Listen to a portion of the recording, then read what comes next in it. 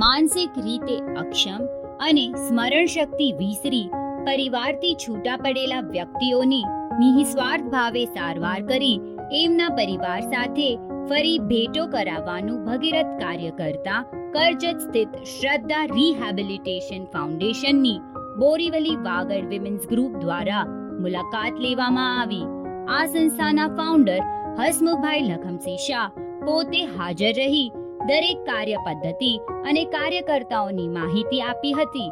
અહીં આવનાર દરેક દર્દીઓને વ્યવસ્થિત સારવાર મળી રહે તેનું હસમુખભાઈ અને મણીલાલ ભૂરાલાલ ગાલા ખાસ તકેદારી રાખે છે.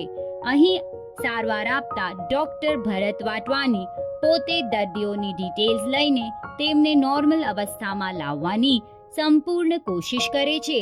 બોરીવલી વાગડ વિમેન્સ ગ્રુપ આ તમામ દર્દીઓ માટે તન મન ધનથી સેવા આપતા ત્યાંના કાર્યકર્તાઓને ભૂરી અનુમોદના પાઠવે છે અને સમાજને આ સંસ્થામાં અનુદાન આપી ધર્મ કાર્ય કરવાનું આહવાન કરે છે. વધુ વિગત માટે કોમ્યુનિટી સિટી એપ જોતા રહેશો.